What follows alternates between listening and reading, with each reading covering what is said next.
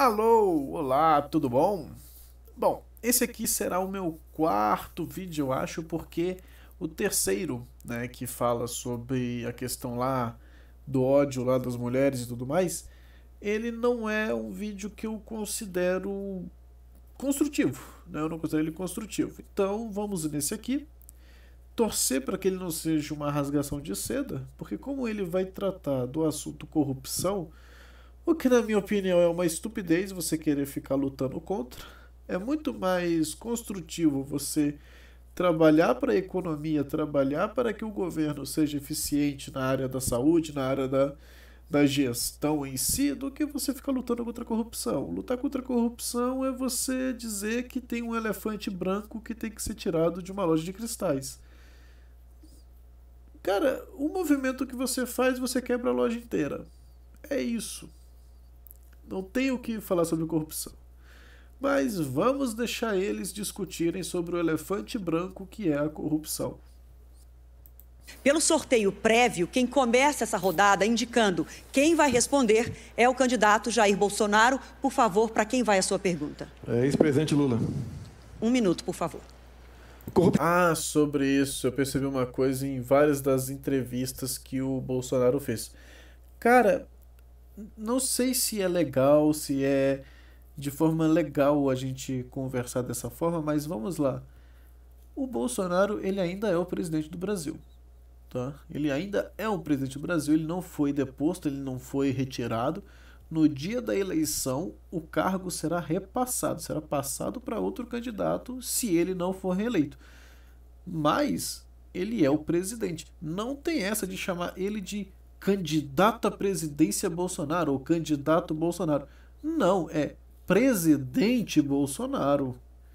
Se deve, se deve dirigir-se a ele ainda como presidente Bolsonaro, porque ele ainda é o presidente. E até hoje eu não vi nenhum lugar, nenhuma reportagem se referindo a ele como presidente, e sim como candidato. Isso é um desrespeito ao nosso voto, porque nós votamos nele em 2017. Hoje ele ainda é presidente. Hoje ele ainda é presidente. Opção.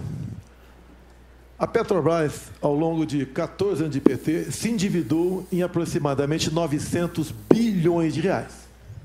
Fruto de desmandos, refinarias começadas não concluídas, entre tantas outras coisas. Esses 900 bilhões de reais daria para fazer 60 vezes a transposição do Rio São Francisco. Ou seja, ou mais, porque lembre-se, a transposição do Rio São Francisco, que não começou no governo Lula, o Lula não fez porra nenhuma com a transposição.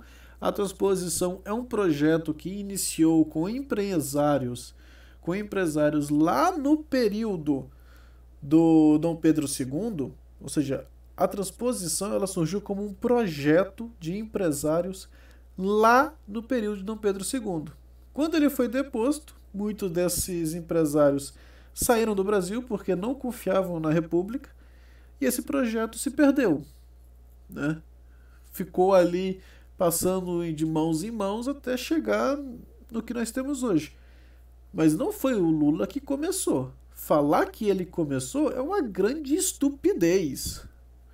O cara não fez nada pro Nordeste até hoje. O povo nordestino sofreu por falta d'água por causa de corrupção do seu governo. Mais ainda, esse montante é equivalente a 120 vezes o orçamento do Ministério da Infraestrutura. Eu estou falando isso para que você tenha noção do tamanho da corrupção somente na Petrobras. E delatores devolveram 6 bilhões de reais. Ou seja, corrupção houve. Ô, presidente Lula, o senhor quer voltar ao poder para quê? Para continuar fazendo a mesma coisa na Petrobras? Eu acho que deveria. Eu percebi que realmente, provavelmente isso aqui vai ser que nem o terceiro vídeo. Vai ser um arranca-rabo.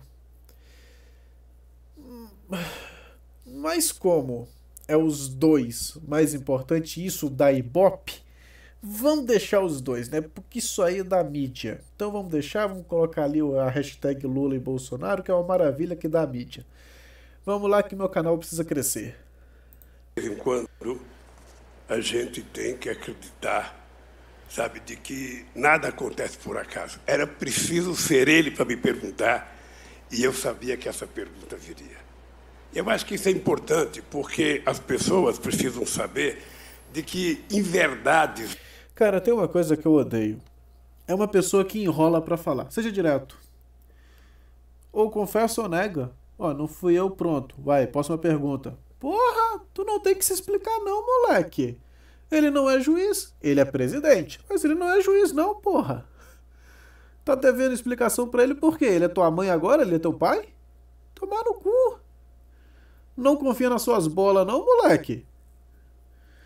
O Lula sempre foi um moleque, uma criança mimada. Agora ele só tá mostrando que ele é um molequinho que sempre tem que ficar se explicando. Não vale a pena na televisão.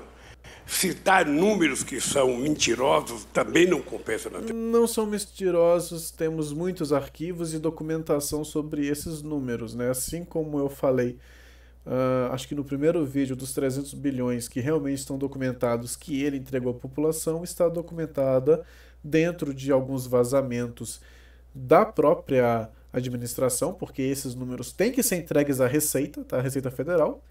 E a Receita Federal de toda empresa pega-se lá toda aquela estrutura e entrega para o povo. Lá você vai ver que durante todos esses anos houve um rombo de mais ou menos esse valor. O Bolsonaro está arredondando para baixo, mas é um pouquinho mais. Televisão.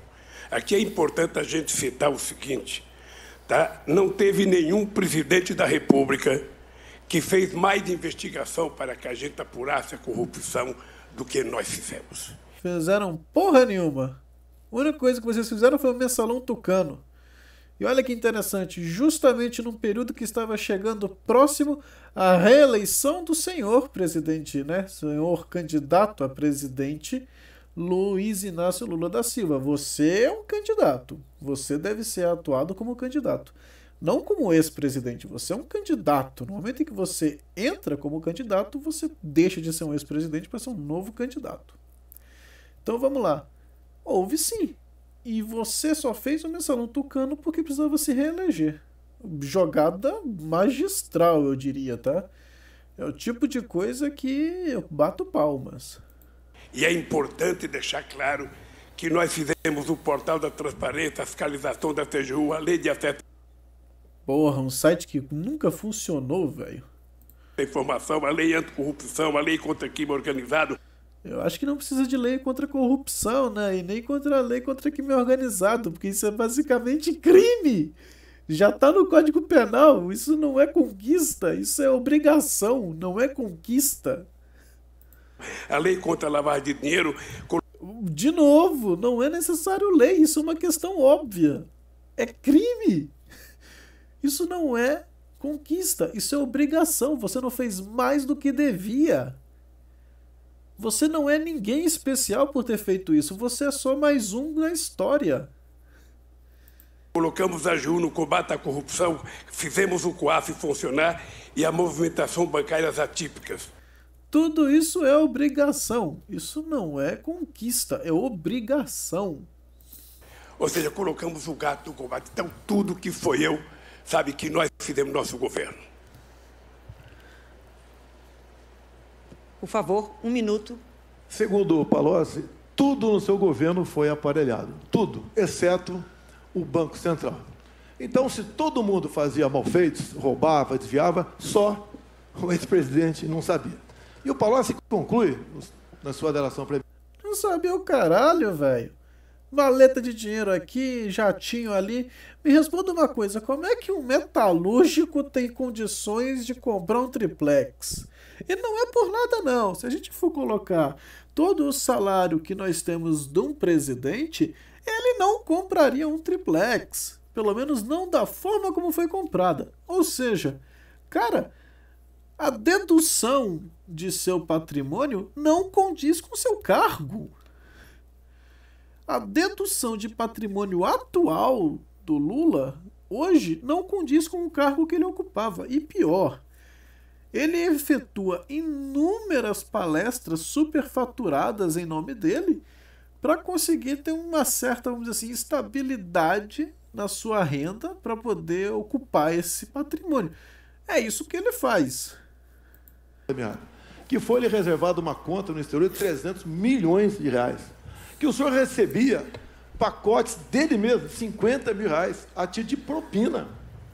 O seu governo foi marcado pela cleptocracia, ou seja, um governo feito à base de roubo. E essa roubalheira era para conseguir apoio dentro do parlamento. Não era apenas para o ex-presidente Lula, era para ele também conseguir apoio dentro do parlamento. Assim sendo, nada justifica essa resposta mentirosa que você deu nessa questão. Sim, o seu governo foi o governo mais corrupto da história do Brasil. Só perde para um ou outro ali, né? Principalmente no início da República, que foi um grande fiasco no Brasil. Para você ter uma ideia, na proclamação da República foi feito na porra da Câmara Municipal do Rio de Janeiro, porque não tinha nenhuma estrutura governamental que suportasse a máquina pública que era o Brasil. Não havia nenhum local no Brasil que estava apto. A corrupção na República vem desde a sua proclamação. Indescritível o que nós acabamos de ouvir. O presidente precisaria estar informado de que foi exatamente no nosso governo que a Petrobras ganhou o tamanho que ganhou, com a capitalização de 70 bilhões de reais para a Petrobras crescer. O presidente precisava saber que o meu governo é marcado... Mas não privatizou. Então, assim, o que adianta crescer e não privatizar? De preferência, fazendo a dissolução da Petrobras em inúmeras outras empresas menores. Uma empresa de extração, uma empresa de refinamento, uma empresa de inúmeros outros derivados do petróleo, com o Estado sendo o acionista majoritário dessas empresas e ainda recebendo royalties. Cara, isso teria sido um ganho de mais de 68% de lucro anual. Porque no momento em que você divide as empresas, você começa a criar setores específicos para cada uma, setores específicos de atuação, o que tornaria cada vez mais eficiente. O país teria royalties dessas empresas, porque é um recurso do solo brasileiro, né, pré-sal, ali na própria encosta, né, seja dentro do território que seja. Então, pagaria royalties desse petróleo e ainda teria acionista minoritário, obviamente, né, o Estado não deveria ser majoritário em nenhuma delas, seria tratado como um acionista, recebendo uma participação de lucros. Isso se ela ainda também não colocar impostos em cima de receita, né? Ou seja, porra, ela iria ganhar de 3 lados. Seria um ganho de eficiência de mais de 68%? Porra, privatização, criança. Pela maior política de inclusão social, pela maior geração de emprego, pelo maior aumento de salário mínimo. Puta que pariu! Mal gerou emprego em consideração a inúmeros outros países ao redor. Caralho! Outra, aumentar salário é irrisório. Aumento salarial é irrisório numa economia.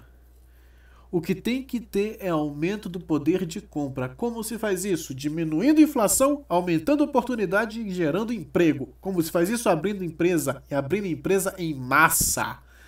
É diminuindo toda a burocracia que tem para abrir empresa para o seu Zé abrir, sei lá, a esquina do engraxate. O seu Zé lá pegou uns 300 reais que ele tinha, abriu a esquina do engraxate. Ele pegou um caixotinho, ficou ali na esquina, contratou três molecão lá de 15, 14 anos, colocou lá para ajudar ele e tá ali, ó. Os 3 ali engraxando, estão conversando, estão aprendendo sobre a vida. E tá aí, ó, todo mundo ganhando seu dinheiro, pronto. Isso é geração de emprego, isso é geração de empresa. Seja essa micro empresa, ou seja um restaurante, seja uma lanchonete, seja um mercado, seja uma grande rede de restaurantes, seja uma grande rede de provedores de internet. Isso gera emprego. Estado nenhum gera emprego, gera riqueza. Aprendam isso. Quem gera emprego, quem gera riqueza são empresas e empresários. O Estado rouba. O Estado rouba dentro do imposto. Afinal, como o próprio nome diz, é algo que é imposto às pessoas. Então é um roubo que deveria ser redirecionado. Ele não fez isso. Ele fez uma soma irrisória durante toda a sua campanha de governância. Foi irrisório. Pelo maior investimento na agricultura familiar. Porra nenhuma. E outra, agricultura familiar não é isso tudo que o pessoal pensa, tá? Se você realmente quer acabar com a fome no mundo, se você realmente quer acabar com a fome num país, investe no agronegócio de larga escala, na agropecuária, no apicultor, entendeu? Naquele cara que tem cultura de peixes, né? Que eu esqueci como é que é o nome certo para isso. É nesse cara que você tem que investir. A agricultura familiar não alimenta um país do tamanho do Brasil. O cara gastou dinheiro com coisa desnecessária.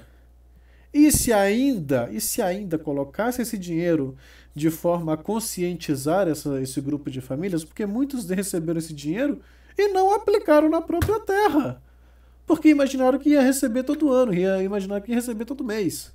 Não aplicaram na própria terra. Houve mais de 38% de falência nessas fazendas de agronegócio, de agricultura familiar. Porra!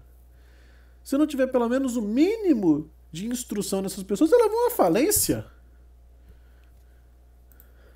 Pelo maior investimento na criação da Lei Geral da Pequena Empresa, pela criação... Uma bosta que não gerou quase nenhuma empresa no país. Do Simples, ou seja, o nosso governo, além disso, foi o governo que mais... Criação do Simples foi ali no finalzinho da Dilma pro Temer, tá? Que aí você vai ter o Simples e futuramente você vai ter o MEI. Tipo, tá mais pro PMDB do que pro PT. Fez investimento na educação. São 18 universidades federais novas, 178 campi e 422 escolas técnicas, que fez uma revolução nesse país. O meu governo deveria ser conhecido exatamente por isso, porque quando eu cheguei na presidência, a gente tinha 3,5 milhões de estudantes da universidade. Quando eu saí da presidência, a gente tinha 8,5 milhões de... Porra! Tu saiu em 8 anos, 8 milhões? Isso é um valor irrisório, cara. Se você entra, foi o quê? Em 2000? Se eu não me engano, foi em 2001. Foi em 2001 que ele entrou ou foi no ano 2000? Ah, agora eu não vou lembrar se foi em 2000 ou 2001. Eu sei que ele sai em 2009 ou 2000. Se não me engano, ele entra em 2001 e fica até 2009. Aí entra a Dilma... 2009, 2010, 2011, 2012. Tá, ele sai em 2008. Ele sai em 2008. Ele entra em 2000 e sai em 2008. Se ele entra com 3 milhões e sai com 8 milhões, ele não fez porra nenhuma.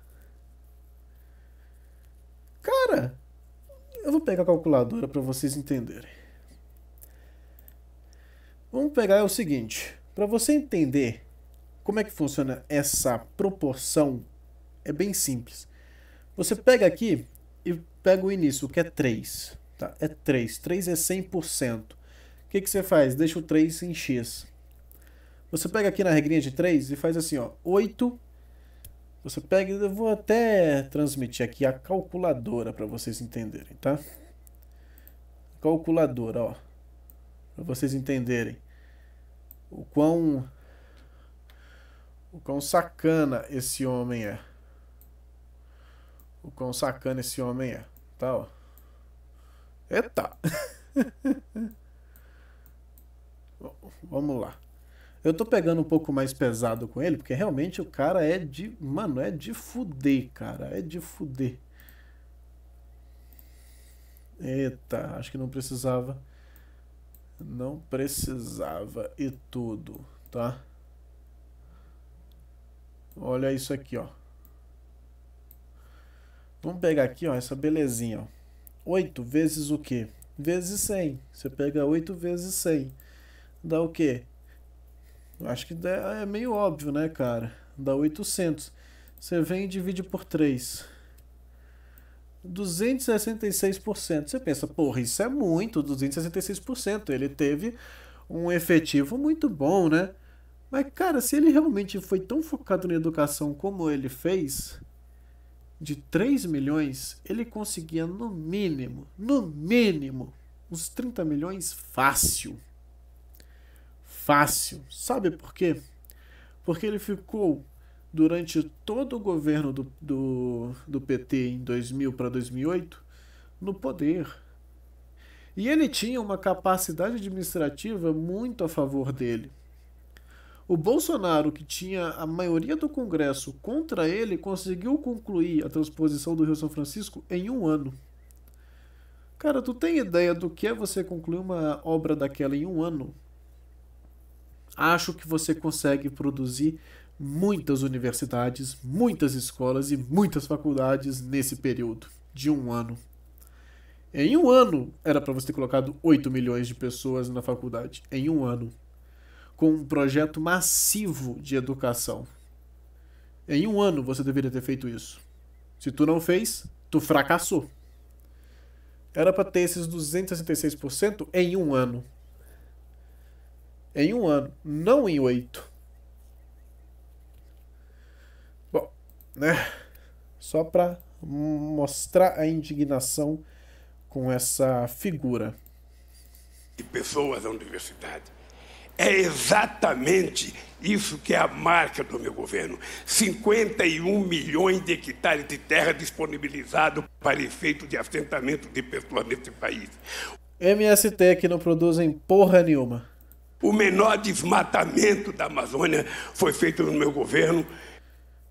Isso eu não vou nem comentar, cara, porque, sério, já tá virando uma pauta bizarra esse negócio da Amazônia. Todo mundo querendo puxar o tapetinho pra ele, né, puxar a sardinha, falando que ele que preservou e tudo mais, o Bolsonaro que preservou, o Lula que preservou. Vamos ser verdadeiros, pessoal. Ninguém preservou aquela bosta. E outra, vamos ser mais realistas nessa coisa, né, velho? Nós no Brasil somos os únicos a ter mais de 70% de nossa mata preservada há mais de 2 séculos. Porra. Dos acordos que nós fizemos. Foi o meu governo que fez o acordo com a Alemanha e com a Noruega para que a gente tentasse, sabe, não fez mais do que obrigação. Contribuir com a preservação da Amazônia e com a exploração da riqueza da biodiversidade para garantir possibilidade de desenvolvimento para quase 30 milhões de pessoas que moram na Amazônia. Foi o meu governo que deu cidadania ao Brasil nas suas relações internacionais. Nunca antes na história do Brasil, o Brasil foi tão respeitado no mundo, respeitado pelos... Bom, isso aqui eu tenho que concordar com ele. Todo governo que passa no Estado, né, todo governo, todo governante que passa pela cadeira, ele precisa fazer o seguinte: garantir uma certa resolução. Ou seja, ele tem que justificar melhora. Não importa o governo, tem que justificar a melhora.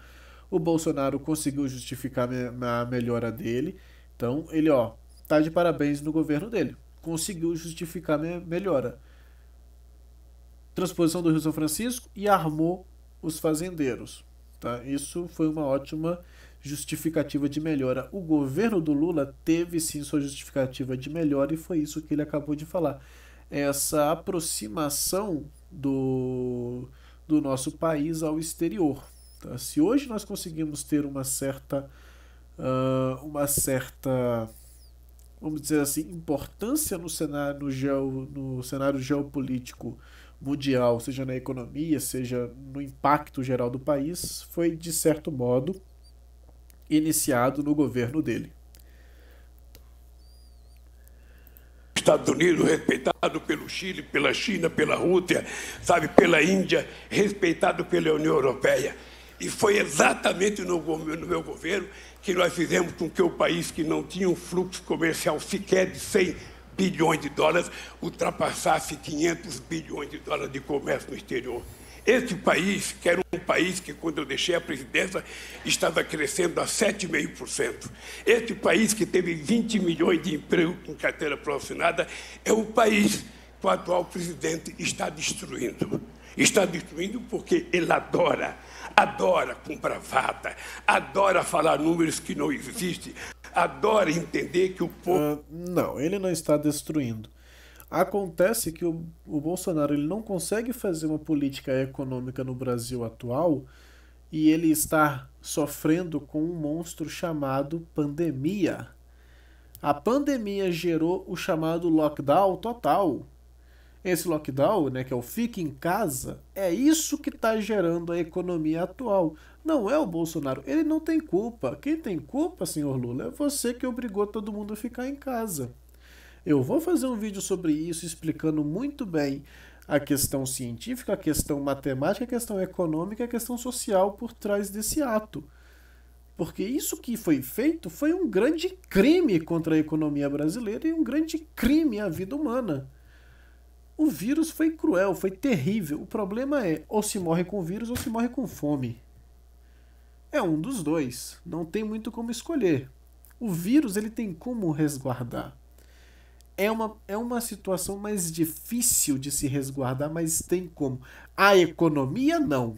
A economia é muito sensível para acontecer algo desse tipo. E eles sabiam disso. Eles sabem que se eles mandam todo mundo para casa, a economia quebra. E se a economia quebra, eles conseguem colocar no cu do Bolsonaro. Nisso eu tenho que defender ele. A culpa da economia hoje não é do Bolsonaro. A culpa dessa economia do jeito que está é, por exemplo, dos grandes artistas falando para ficar em casa. É deles a culpa. Desses vagabundos. Principalmente desse velho cachaceiro. O povo que está aí ouvindo a gente acredita no que ele fala. Portanto, o país que eu deixei é um país que o povo tem saudade. É o país do emprego. É o país em que o povo tinha o direito de viver dignamente, de cabeça erguida nesse país. E esse país vai voltar. Porra, World of Warships. Isso aqui eu vou ser sério.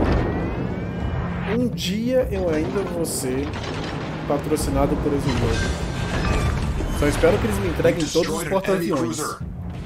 Só aceito ser patrocinado se eles me entregarem todos os porta-aviões. Aí eu aceito.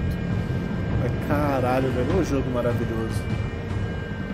Bom, vamos lá. Vamos dar aqui então os últimos respaldos sobre o que nós acabamos de ver. Deixa eu diminuir esse som.